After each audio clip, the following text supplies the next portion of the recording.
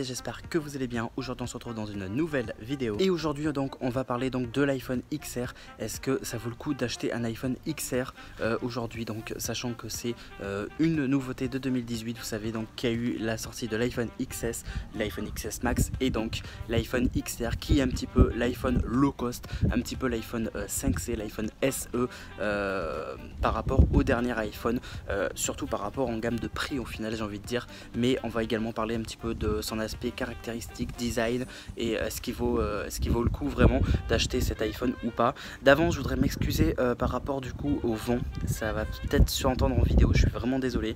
Mais bon, je pense que vous êtes d'accord avec moi. C'est toujours mieux de faire une vidéo dehors que enfermé là entre quatre murs à chaque fois.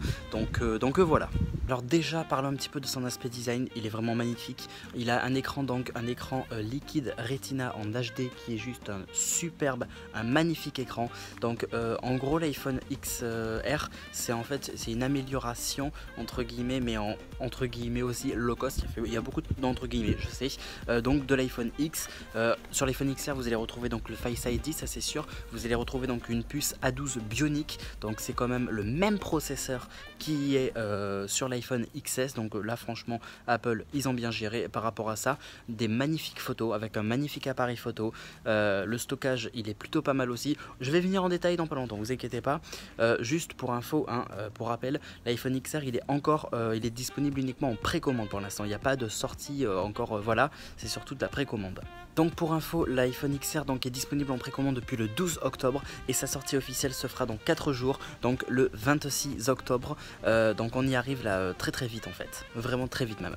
2942 mAh, donc c'est la batterie que dispose l'iPhone XR, donc une plutôt grosse et bonne batterie avec un écran bord à bord. Donc on va gagner de l'autonomie avec cet iPhone XR. Faut pas quand même oublier, et ça on verra plus tard dans les tests, que bien sûr l'écran est plus grand, c'est un écran bord à bord avec beaucoup de nouvelles technologies qui prennent aussi plus de consommation. Au design, c'est un corps donc en aluminium les alentours et avec un dos en verre parce qu'il y a bien évidemment la recharge par induction. Heureusement qu'elle est là, même si on attend toujours le port de recharge à induction de la part d'Apple. Mais sinon vous pouvez très bien en utiliser d'autres qui ne sont pas de la marque à la pomme. Ça c'est pas un problème par rapport donc à la recharge par induction, ce qui est bien évidemment aussi l'avenir, la recharge par induction. Blanc, noir, bleu, rouge, c'est déjà 4 couleurs qui est disponible donc sur l'iPhone avec bien évidemment, et également donc en corail, en jaune et en rouge product, donc red product, et ça c'est plutôt pas mal d'ailleurs qu'ils aient intégré le red product sur l'iPhone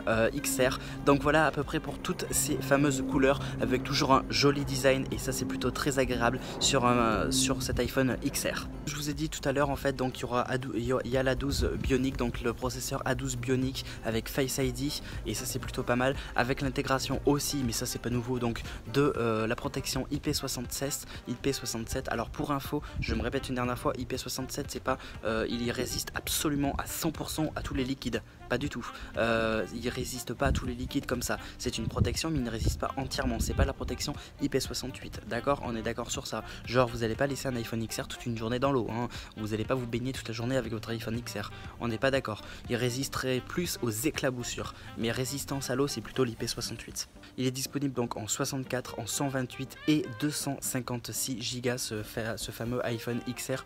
Je pense qu'en espace de stockage on est plutôt tranquille, donc là pour le coup ça va, normalement ça devrait le faire. Même 64 Go, je pense que même si c'est le minimum sur l'iPhone XR, je pense que c'est suffisamment convenable.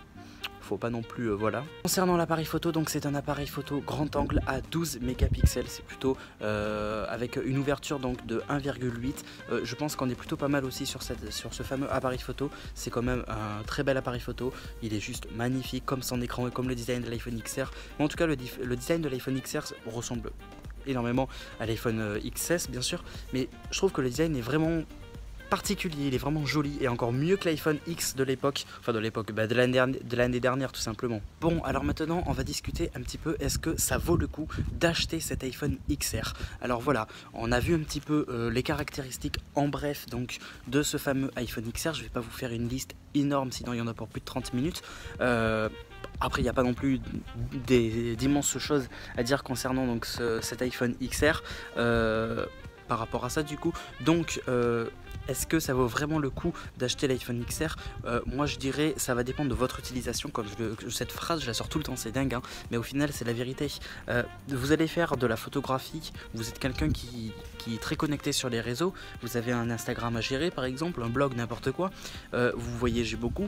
Oui, j'ai envie de dire l'iPhone XR, oui, mais à ce moment-là même prenez carrément l'iPhone XS, c'est encore mieux pour l'appareil photo.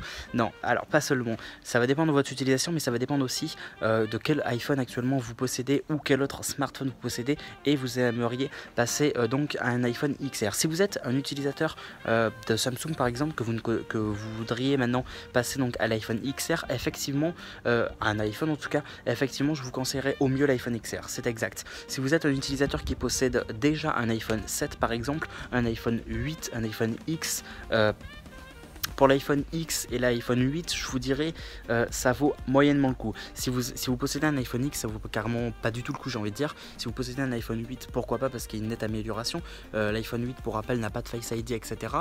C'est en gros une mise à jour du 7. Si vous êtes un utilisateur d'iPhone 7, oui aussi. En fait, ça va dépendre dans quel smartphone vous possédez. Moi, je suis pas là pour vous dire achetez absolument l'iPhone X, l'iPhone XR ou autre, pour vous inciter, pour vous influencer ou quoi que ce soit. Je suis là pour vous conseiller et pour vous dire au mieux si c'est bon d'acheter ou pas un des derniers iPhone, même s'il est quand même un petit peu moins cher. Je fais cette vidéo donc pour vous indiquer tout ça, mais également parce qu'effectivement il est en précommande et sa sortie se fait donc dans 4 jours. Il est quand même un petit peu cher, on va parler des prix juste après, mais voilà, si vous possédez les 3 derniers iPhones, j'ai envie de dire un des 3 derniers iPhones, ça vaut pas forcément le coup au final. Ça va dépendre de l'utilisation, si vous allez faire beaucoup de photos, si vous voulez faire de belles choses et des trucs gourmands et surtout utiliser les dernières technologies, oui, si vous voulez, oui. Si vous n'allez pas faire tout ça ou une ou deux de tout ce que j'ai dit et encore, et en plus que vous... Ça va dépendre, vous voyez ce que je veux dire. Là je me perds un petit peu, mais c'est aussi par rapport aux revenus. Effectivement, l'iPhone 8 il vaut pas moins de 800 et quelques euros, mais je vais y venir juste après en fait. Il commence à partir de 855 euros l'iPhone, et au plus haut espace de stockage il est à 1027 euros, donc entre 64 et 256 gigas. C'est relativement excessivement cher, j'ai envie déjà de vous dire, surtout pour des espaces de stockage supplémentaires. Apple par rapport à ça, je trouve que il se lâche quand même bien, mais c'est pas le sujet au final, c'est pas le sujet. Donc est-ce que il serait bon d'acheter un iPhone XR? Ça va dépendre donc en bref de l'utilisation que vous allez avoir, ça va dépendre si vous êtes prêt à mettre une telle somme dans un nouvel iPhone, et surtout quel smartphone vous possédez aujourd'hui. Vous êtes, comme je vous ai dit, si vous n'avez pas d'iPhone et vous voulez partir chez iPhone, oui si vous voulez. Après l'iPhone 8 il est très bien encore, l'iPhone X il n'est plus en vente par Apple, mais il y a encore des stocks dans différentes boutiques comme des fois Apple, Amazon, Cdiscount et tout le blabla. Ça va dépendre en gros de tout ça en fait. Moi le seul conseil que je pourrais vous donner, c'est faites attention à votre argent, faites attention si ça vaut vraiment le coup d'acheter ce nouvel iPhone. En fait je peux pas énormément vous aider en vidéo à part vous donner 2-3 petits conseils, 2-3 petites choses au final par rapport à cet iPhone, parce que le mieux ce serait limite d'en parler avec la personne concernée. Vous voyez, c'est vous-même qui savez si c'est bon ou pas, si ça va être réellement utile au final pour vous d'acheter cet iPhone. Moi je suis là uniquement pour essayer de vous aider, d'ouvrir quelques portes entre guillemets, de vous conseiller au mieux. Donc voilà, en tout cas j'espère que cette vidéo vous aura plu. En tout cas si cette vidéo vous a plu, n'hésitez pas donc à mettre le petit pouce bleu, le petit like, ça fait plaisir. N'oubliez pas donc de me donner votre avis dans les commentaires, ce que vous en pensez. N'oubliez pas de me rejoindre sur Facebook, Twitter, Instagram, Snapchat, tous les liens sont dans la description. Mon Discord aussi, mon Fortnite, mon PSN, tout est dans la description. N'oubliez pas de vous abonner si c'est pas déjà fait, et donc également d'activer la cloche pour recevoir toutes les notifications. Du coup je vous dis à très bientôt, merci encore à tous d'avoir regardé cette vidéo, salut tout le monde.